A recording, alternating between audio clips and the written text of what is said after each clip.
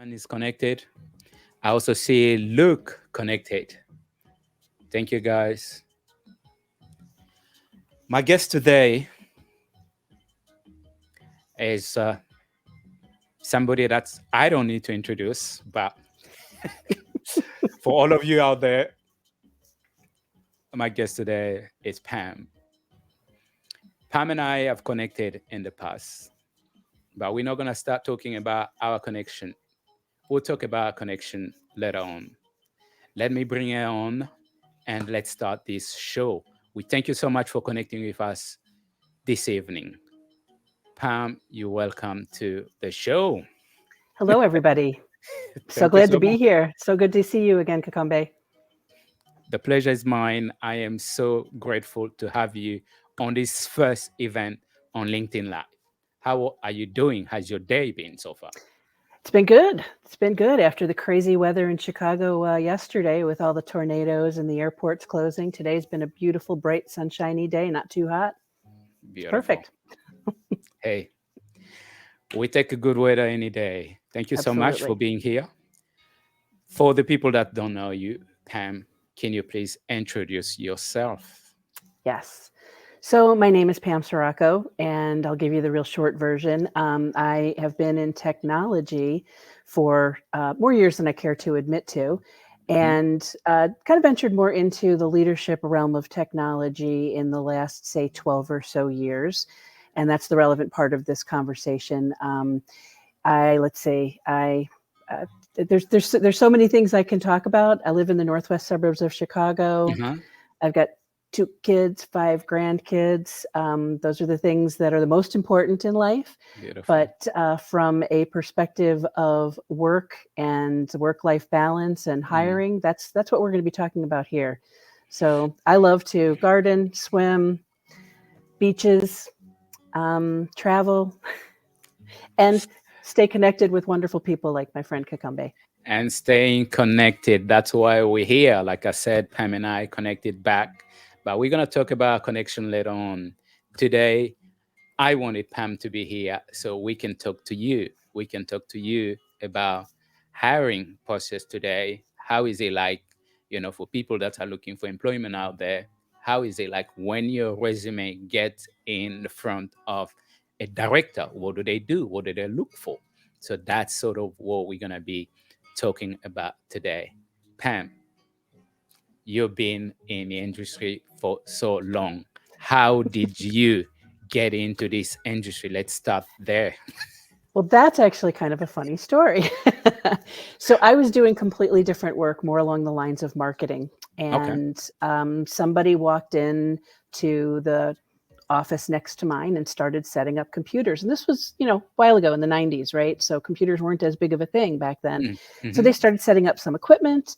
And I walked over and, as a security minded person always would, because we were on a private floor where there was, nobody was supposed to be there without access. So I just was making sure that this person was supposed to have access. I said, Okay. "Hey, how you doing? What's going on here?" And he said, "Oh, we're setting up a LAN. We're going to connect everybody. It was an ERP system that this company was building." And again, I was doing the marketing work for this, not any of the software or the tech work. And he Mm-hmm. said, "Actually, we need somebody to be the LAN administrator. Would you like to do that?" And I said, "Sure." "What is that exactly?" He said, Mm-hmm. "Don't worry, we'll train you." We'll And train you. so, yes, and so here we are, many years later, and a lot of iterations. That was an IBM LAN server working on OS 2, and the computers at the time were Windows 3.1 that were being connected to it. So it was a completely different world than we are in now. But that's kind of where I started. Yeah, and the people that don't know what LAN is, it's a local area network. So that's so you the computer job just landed to you It right did. It did.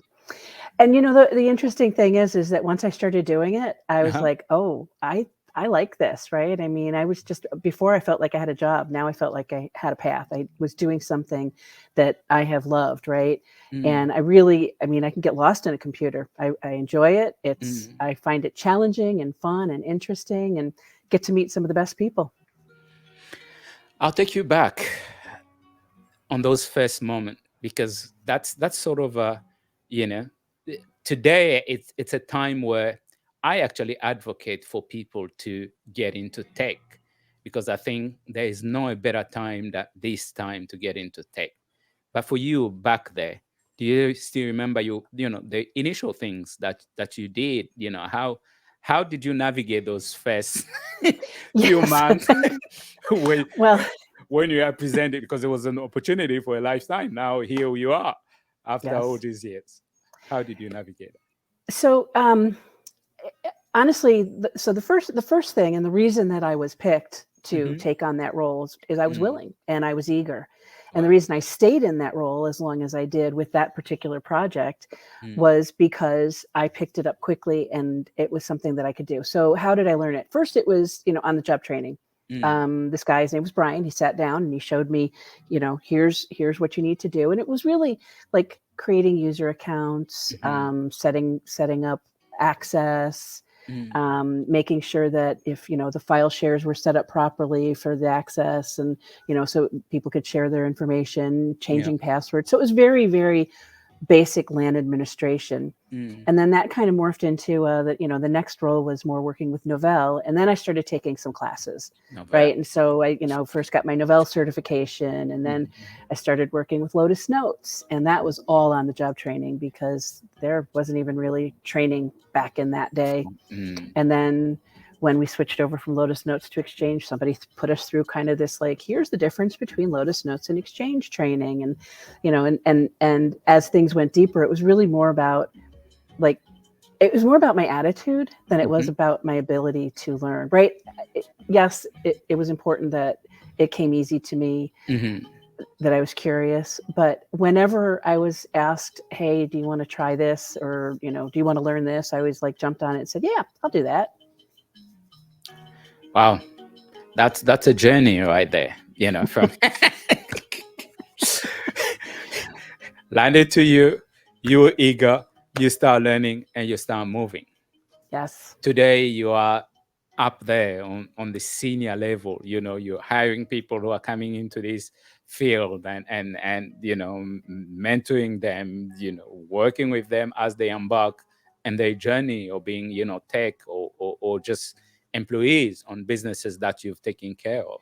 How did you get to the level of leadership? Because let's talk about Yeah. that.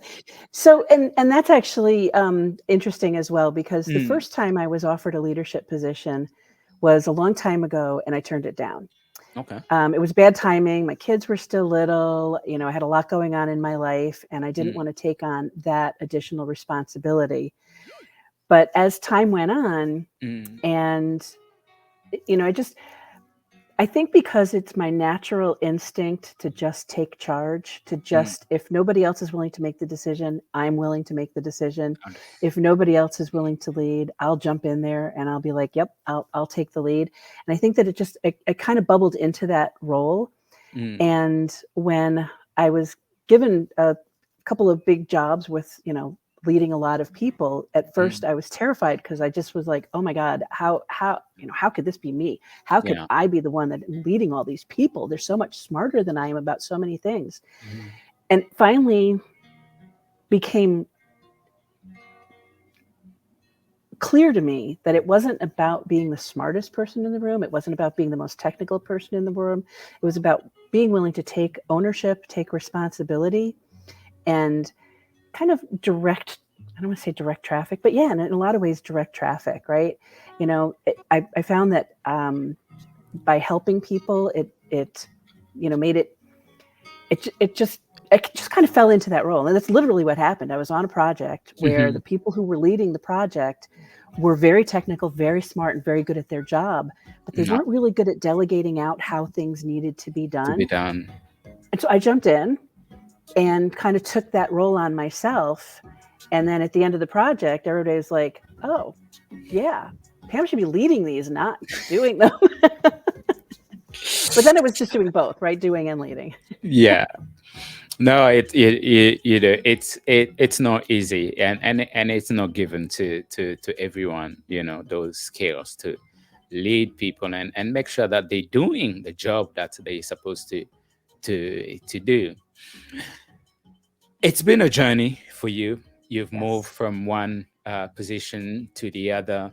And today, actually, like today's market, it's a completely different market than where you and I started. Yes, it is. I said back in the days, for me, all I needed was to put MCP on my resume. Yes. And I was good to get my foot on the door and get an interview, but being turned down at least after being Yes, seen. But today, it's a completely different market. it As is. a leader, how do you read it?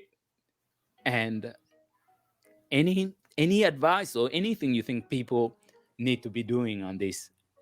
And when you get a resume in your table, what do you do? What do you look for? So, the first thing I don't look for is I don't really care about the format. I Okay. care about the content, right? Like, if it looks pretty, yeah, it might catch my eye, but and some of them I look at them and go, oh, I should make mine look like that. But right, I mean, some of them are very professional looking, and it's really about content and what somebody's doing, and Content. it's also being able to read between the lines. Okay. So when I look at a resume, I do look for misspellings and things like that. Oh, okay. Not going to hold it against somebody if they have one or two words misspelled. But if it's something like DNS, I might. You might Right. you might be But clear. yeah, but yes, but because autocorrect Mm, things that happen, things So again, it's not the most important thing. But I look for history, mm, right? Like, what kind of work has somebody done?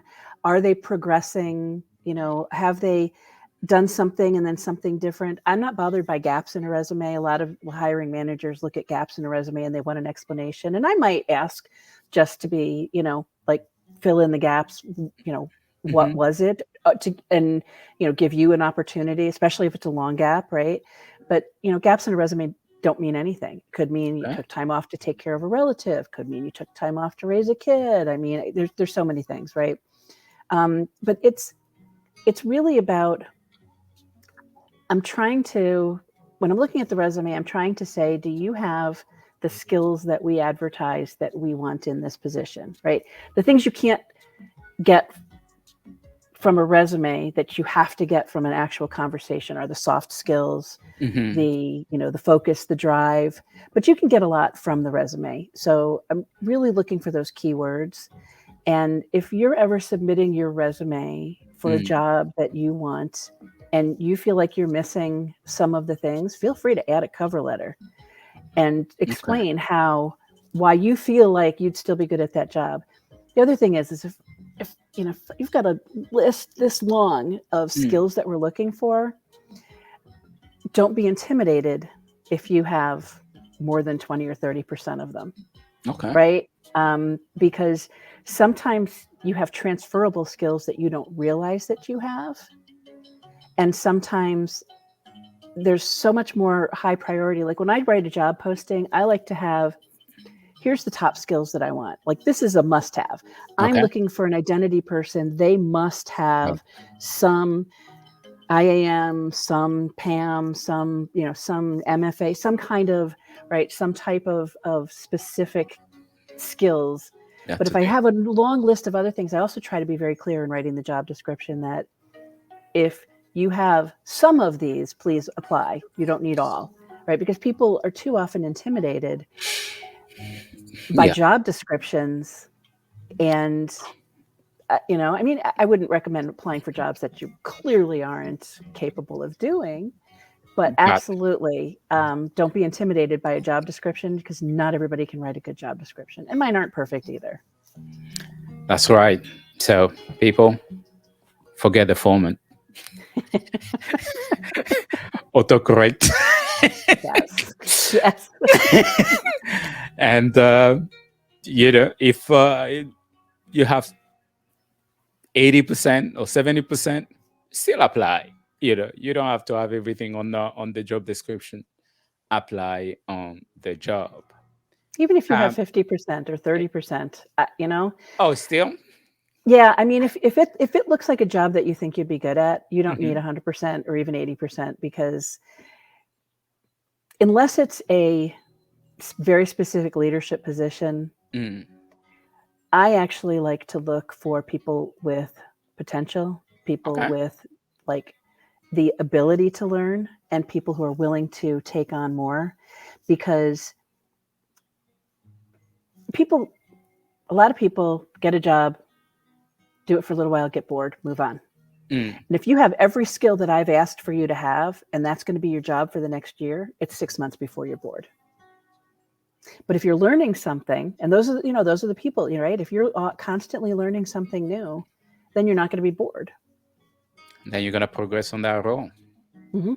That's very important. I think a lot of us and a lot of people don't consider that, because sometimes we look into these jobs and you're like, okay, yeah, I can do it, or I can't do it, and then you move on. You don't. Few people apply on job just by saying, hey, I think I can grow in this job. I can learn on this job. I help a lot of leadership as they, Yes. seeing those resume, they can consider people that have that, they can grow on the job. But I think a lot of these days, a lot of company, they want you to come in with all the qualification, and few are really giving people the chance to come in and grow on those jobs. So that's very good. And if that's the case, then that Mm, company is doing themselves a disservice, okay. because if they're looking for somebody that I mean, yes, there are going to be certain positions where they absolutely need somebody that has all the skills, because they Mm, need somebody to hit the ground running and really kill it. But sometimes that's when you hire a consultant, right? Because it's not going to be the long-term permanent position. mm. You want them to come But in. most of the time, a company, if they look for somebody who wants to grow with them, they're going to have much happier employees. And that's I think that's key, building a culture, building a community, you Mm, know. wow. If you're connecting with us this evening, I am Kakombe. You also might know me as Stéphane Funga. Hey, you are on Kakombe LinkedIn Live. And